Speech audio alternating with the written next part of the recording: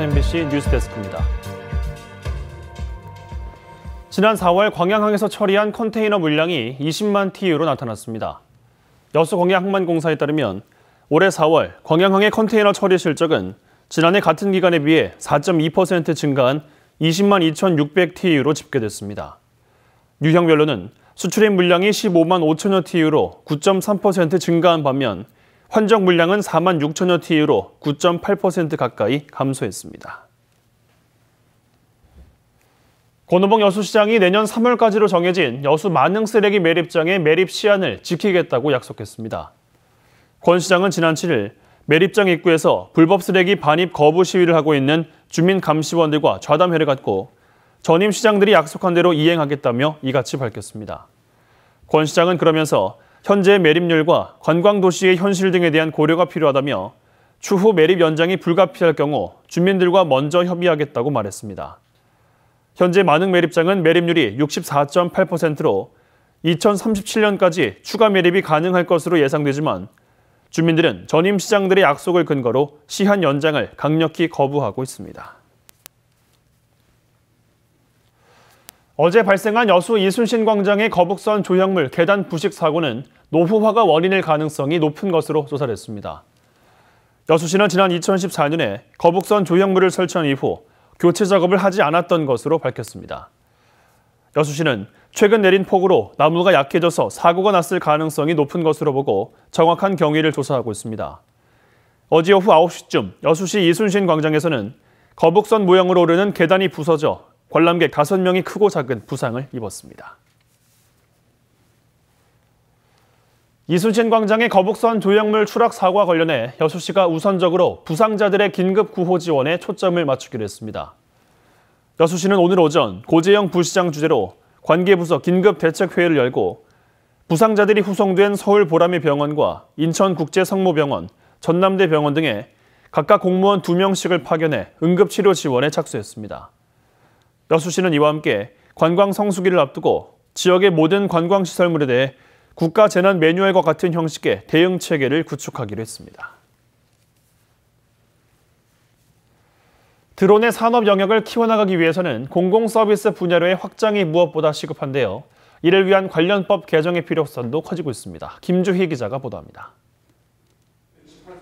드론 산업의 생태계 조성을 위해 민간 기업들이 고흥군 전남 테크노파크와 협력을 약속했습니다. 드론 산업 관련 10개 기업들은 고흥 드론 특화 지식산업센터에 기반을 두고 다양한 기업 활동들을 추진해 나가기로 했습니다. 하지만 기업들은 드론 산업 확장에 대한 기대감 속에서도 한편으로는 걱정도 적지 않습니다.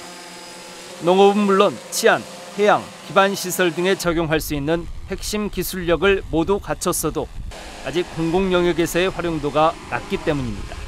농업용 드론 회사들은 그래도 매출이 10억 이상, 100여 대 정도 저희 같은 경우에 판매를 하고 있지만 산업용 드론 같은 경우에는 수요처에서 아직 많은 규제 때문에 사용을 많이 못하고 있다는 게 상당히 큰 문제입니다. 이와 같은 배경에는 현재 엄격한 관련 규제법이 가장 큰 이유가 되고 있습니다. 현재 드론 항공 사진을 촬영하려면 국방부에 7일 전까지 촬영 허가 신청서를 제출해 허가를 받아야 합니다. 또 야간 비행과 비가시권 비행은 국토부 장관의 승인을 받아야 하고 국가산단에서는 드론 촬영 자체가 불가합니다. 이렇게 드론의 산업화 확장을 가로막고 있는 국내 법 규제만도 항공안전법, 전파법, 약사법, 의료법, 통합방위법 내 30여 가지 조항에 이릅니다. 안전성을 확보해야 되고 또 다른 물체와 충돌 가능성이 있기 때문에 이런 것들을 법 제도를 통해서 안전을 확보하고 산업화가 진행될 수 있도록 이런 단계가 필요할 것으로 생각됩니다. 공군은 먼저 공만 항공센터 공역을 중심으로 드론 규제 특례 지역 지정을 추진해 산업 인프라를 단계적으로 확충할 계획입니다.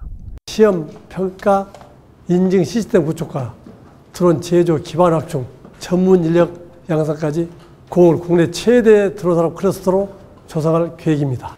4차 산업혁명의 혁신 성장 동력 산업인 드론 산업.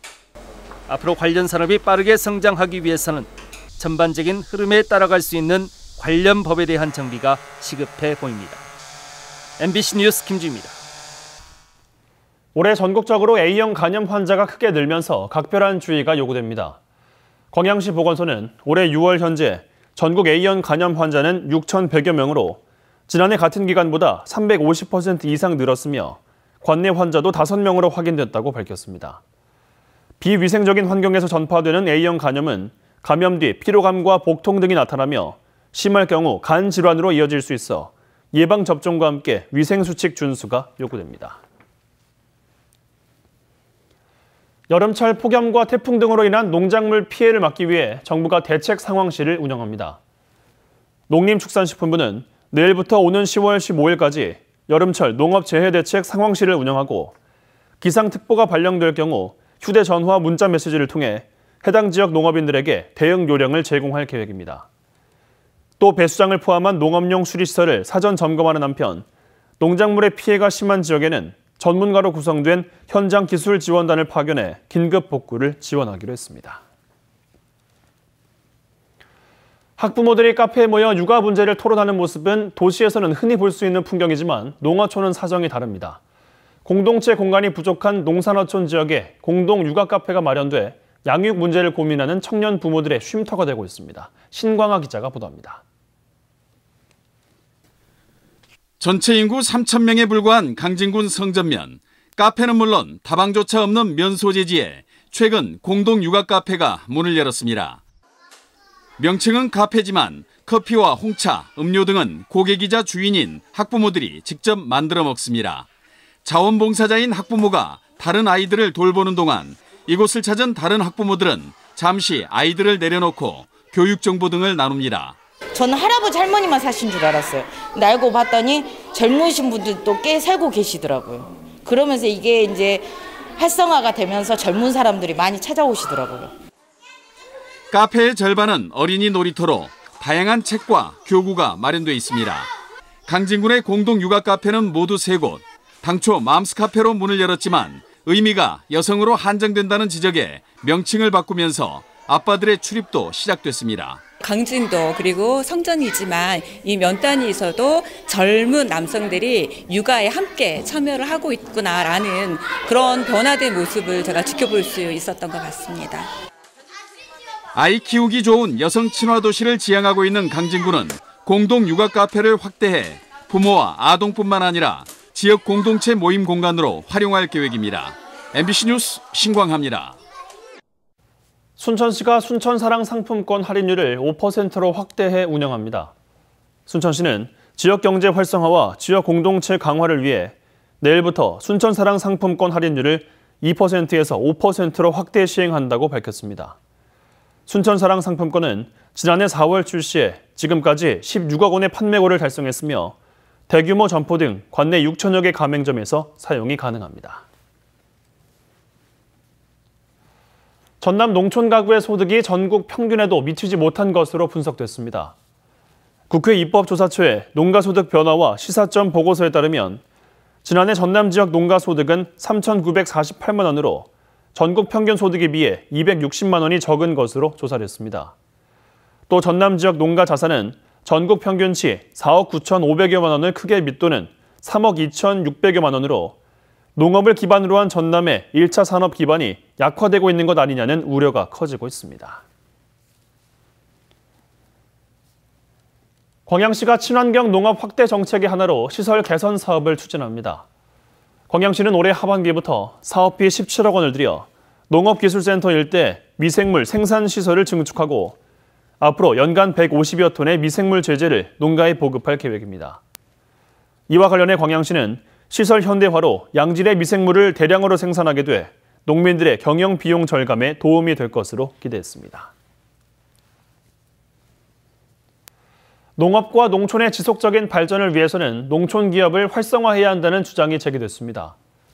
한국농촌경제연구원은 보고서를 통해 농촌 산업의 핵심 주체는 농촌 기업이지만 이에 대한 개념과 범위조차 제대로 규정되지 않은 상황이라며 농촌 기업 육성을 위한 기본 계획과 구체적인 실행 계획을 수립해야 한다고 주장했습니다. 연구원은 또 농촌 기업의 성장 단계에 따라 맞춤형 지원을 추진하는 한편 농촌 기업 간 협력 체계를 구축하기 위해 농촌 지역에 소상공인 지원센터를 설치할 것을 제안했습니다. 광양시의 친수공간 조성 사업에 포함된 주요 시설들의 명칭이 최종 확정됐습니다.